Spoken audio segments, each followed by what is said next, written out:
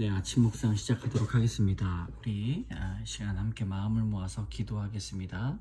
하나님, 오늘도 이 말씀이 우리의 삶에 해석되게 하시고 이해되지 못하는 일정이라도 하나님께서 주시는 이 말씀으로 주님 귀한 은혜를 발견할 수 있도록 도와주시옵소서. 모든 말씀 예수님 이름으로 기도드립니다.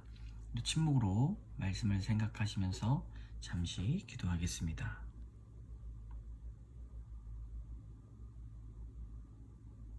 모든 말씀 예수님 이름으로 기도드립니다. 아멘. 오늘은 출애굽기 29장 29절에서 46절까지 제목은 나는 그들의 하나님 여호와니라. 우리 출애굽기 29장 29절에서 46절까지 말씀을 같이 읽습니다. 아론의 성의는 후에 아론의 아들들에게 돌릴지니 그들이 그것을 입고 기름 부음으로 위임을 받을 것이며 그를 이어 제사장이 되는 아들이 회막에 들어가서 성소에서 섬길 때에는 이레 동안 그것을 입을지니라. 너는 위임식 수량을 가져다가 거룩한 곳에서 그 고기를 삶고 아론과 그의 아들들은 회막문에서 그 수량의 고기와 광주리에 있는 떡을 먹을지라. 그들은 속죄의 물 곧 그들을 위임하여 그들을 거룩하게 하는 데 쓰는 것을 먹되 타인은 먹지 못할지니 그것이 거룩하기 때문이라. 위임식 고기나 떡이 아침까지 남아 있으면 그것을 불에 사를지니 이는 거룩한즉 먹지 못할지니라. 너는 내가 내게 한 모든 명령대로 아론과 그의 아들들에게 그같이 하여 이레 동안 위임식을 행하되 매일 수송아지 하나로 속죄하기 위하여 속죄의 제를 드리며 또 제단을 위하여 속죄하여 깨끗하게 하고 그것에 기름을 부어 거룩하게 하라. 너는 이레 동안 제단을 위하여 속죄하여 거룩하게 하라. 그리하면 지극히 거룩한 제단이 되리니 제단에 접촉하는 모든 것이 거룩하리라. 내가 제단 위에 드릴 것은 이러하니라. 매일 1년 된 어린 양 2마리니 한 어린 양은 아침에 드리고 한 어린 양은 저녁 때 드릴지며 한 어린 양의 고운 밀가루 10분의 1 에바와 찌은 기름 4분의 1 흰을 더하고 또 전제로 포도주 4분의 1 흰을 더할지며 한 어린 양은 저녁 때에 드리되 아침에 한 것처럼 소제와 전제를 그것과 함께 드려 향기로운 냄새가 되게 하여 여호와께 화제로 삼을지니 이는 너희가 대대로 여호와 앞 회막문에서 늘 드린 번제라. 내가 거기서 너희와 만나고 내게 말하리라. 내가 거기서 이스라엘 자손을 만나리니 내 영광으로 말미암아 회막이 거룩하게 될지라. 내가 그 회막과 제단을 거룩하게 하며 아론과 그의 아들들도 거룩하게 하여 내게 제사장 직분을 행하게 하며 내가 이스라엘 자손 중에 거하여 그들의 하나님이 되리니 그들은 내가 그들의 하나님 여호와로서 그들 중에 거하려 하고 그들을 애굽 땅에서 인도하여 낸 줄을 알리라. 나는 그들의 하나님 여호와니라. 아멘. 오늘 이제 출애굽기 29장 29절에서 이제 시작이 됐는데요. 어떤 내용입니까? 이 아론이 가지고 입었던 성의, 후에 이 제사장의 옷을 제사장이 되는 아들이 입어야 된다는 것이죠. 그리고 그 위임식이 이루어질 때 고기와 떡을 먹게 하고 며칠 동안 위임식이 행하게 되는가? 7일 동안 행하게 됩니다. 매일 속죄제를 드리고 또 매일 드리는 번제를 통하여 하나님은 말씀하겠다. 내가 너희와 함께 하겠다 하고 말씀을 하십니다. 이런 요약이 여러분들에게도 있기를 원합니다. 자, 첫 번째로 아론의 성의와 제사장이 먹는 제물인데요. 아론의 성이 후계자가 입습니다. 아론이 죽어도 성의가 남죠. 훗날 이제 그의 아들 누구죠? 엘르아살이 그 성소를 입고 성소에서 섬겼듯이 이 가정과 교회에 주신 구원의 사명, 다음 세대가 계승이 되어야 합니다. 믿음이 이어지고 제사장의 직분도 이어지죠. 아무리 화려한 직분을 갖는다 하더라도 그 믿음이 이어지지 않으면 없어져 버리는데 하나님은 영원하신 하나님이다 라고 설명을 하고 있죠. 그 영원히 우리 인생에서 이 유한한 인생에서 무엇으로 알게 되는가? 그것은 자녀, 다음 세대를 통해서 영원함이 이루어집니다. 나는 죽지만 그 생명은 이어나가게 된다는 것이죠. 하나님은 유한한 인생을 통해서 영혼을 또 발견케 하십니다. 제사장의 사명을 감당하는 성도는 하나님과 풍성한 은밀한 교제를 누리게 되는데 사명을 온전히 감당하는 자만 누릴 수 있다. 이것은 구원의 사명을 이야기하는 것입니다. 네. 그저 내가 일하고 교회를 봉사하는 것뿐만 아니라 영혼을 사랑하고 또 영혼을 구원으로 이끄는 사명.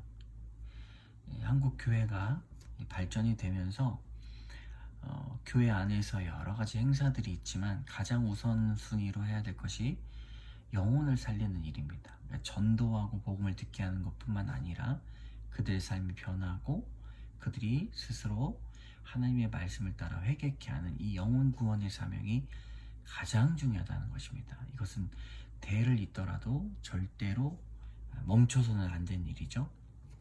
여러분들도 성의를 제사장의 성의를 입게 되는 성도 되시기를 바랍니다. 적용 질문. 내게 주신 성의를 다음 세대에게 돌려주고자 어떤 준비를 하고 있습니까? 제사장의 사명을 감당하면서 누리게 된 하나님의 교제는 무엇입니까? 그렇죠? 자, 두 번째 위임식 기간입니다. 며칠간 나오는가? 7일간 드려요. 속죄제, 번제, 화목제를 드리는데 이제 번제는 태워서 드리는 거고 속죄제는 그 목적이 속죄, 화목제는 하늘과 화평을 누리기 위한 것인데 그 뜻에는 속죄, 헌신, 화목, 봉사 이렇게 나타납니다. 예배에는 우리의 예물이 있다는 것이죠. 그리고 주시는 은혜가 있습니다. 특별히 속죄의 은혜, 헌신의 은혜, 화목과 봉사의 은혜가 있습니다. 근데 어떻게 됩니까? 매일 해야 할 일들을 속죄하고 거룩하게 한다는 것이죠. 제사장 자신과 제단을 위하여 속죄하여 깨끗하게 하는 것을 하나님은 가장 중요하게 보십니다. 그러므로 내가 어떤 사역을 할 때 이 사역을 통해서 드러나시는 것이 아니라 먼저는 내가 그 사역을 통하여서 나 자신을 하나님께 드리고 나 스스로가 주님 앞에 돌이키는 삶이 매우 중요하다는 것입니다. 이것을 잃어버릴 때 껍데기만 남은 사역이 되고 껍데기만 남은 직분이 됩니다. 우리는 이것을 잘 알아야 되는데 적용 질문이 있습니다. 많은 재물을 태우기 전에 먼저 내 제단을 위에 속죄하고 거룩하게 할 것은 무엇입니까? 네, 예배를 떠난 삶, 기도하지 않는 삶, 그리고 교만한 삶, 중독에 빠진 삶. 또 뭐가 있을까요? 돈, 재정에 빠져 있는 삶. 여러 가지 매일 말씀을 묵상하면서 우리를 쇄신하고 샤워하고 말씀으로 샤워하고 나 자신의 약한 생각들을 내려놓고 깨끗하게 거룩하게 하는 것, 이 아침 묵상의 시간이 되어야 할 것입니다. 발버둥 쳐야 됩니다. 우리 댓글로 남겨주시는 한 집사님의 고백 너무나 귀하죠. 그럴 수밖에 없는데 자신이 고통스럽지만 죄책감보다는 그럼에도 불구하고 우리를 사랑하시는 주님을 만나는 것, 그것이 매우 중요합니다.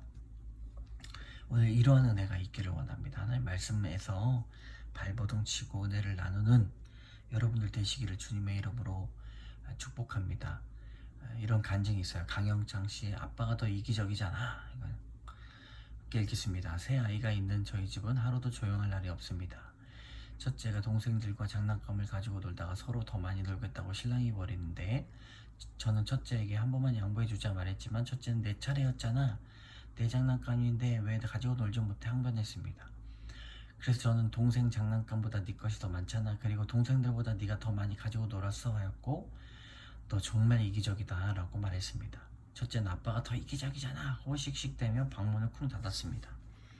저는 제 새 아이를 하나님이 저희 가정에 주신 선물이라고 믿고 사명감 가지고 잘 키워야겠다고 생각했습니다. 교회 공동체에서 자녀 고난이 있는 성도들 많이 보아도 우리 가정은 다를 것이라 여겼습니다. 그런데 11살이 된 첫째는 동생들보다 자신이 손해보는 상황이 되면 화를 냈고 자신의 감정을 표출하며 아빠인 저에게 행동을 하면서 객관적으로 말하기 시작했습니다. 아론은 죽어서 후손에게 성의를 남겼는데 저는 자녀들의 마음에 이기적인 모습만 남겼다는 생각이 듭니다. 제가 자녀들에게 보여준 모습은 아빠는 가족을 위해 열심히 일해야 돼. 한다며 야근을 합리화했고 출장 가서 혼자 지내는 시간을 즐기는 부재중 아빠의 모습이었습니다. 주말에 아이들이 저와 함께 놀고 싶어 다가오면 이 핑계 저 핑계 대며 저만의 시간을 가졌고 주중에 휴가 내는 날이면 아침에 이불 나오지 않았고 출근하는 것처럼 숨어서 스마트폰을 보았습니다. 제사장만 먹을 수 있는 속죄물을 먹으며 하나님과 깊은 교제 속에서 기쁨을 누리기보다 나 혼자만의 육체적 편함을 구한 것을 회개합니다. 첫째 아이는 토라진 후 얼마 지나지 않고 언제 그랬냐며 아빠 미안해요 라고 다가왔습니다. 아직은 저를 후대해 주신 하나님의 은혜라고 생각하며 첫째를 꼭 안아주었습니다. 우리 가정의 회막을 거룩하게 하시고자 대대로 여호와 앞에서 드릴 번제가 있다고 하시니 10대에 접어든 아이들 앞에서 저의 이기적인 모습을 고백하고 거룩을 향해 나가는 아빠가 되길 기도합니다. 이 간증은 정말 어마어마한 간증이네요. 다른 간증들은 이제 가정의 여러 가지 음란의 문제들을 가지고 간증을 했는데 이 강영창 씨의 간증은 잘 보면 드러나지 않는 자신의 죄성이 있죠. 합리화하는 것, 자신을 합리화하는 것, 그리고 혼자 시간을 지내는 그런 부재중의 아빠, 그러니까 개인적인 시간을 보내는 것이 당연한 것이지만 아이들은 혼자 될 수밖에 없는 것이죠. 아빠 없는 모습으로 살게 되는 것인데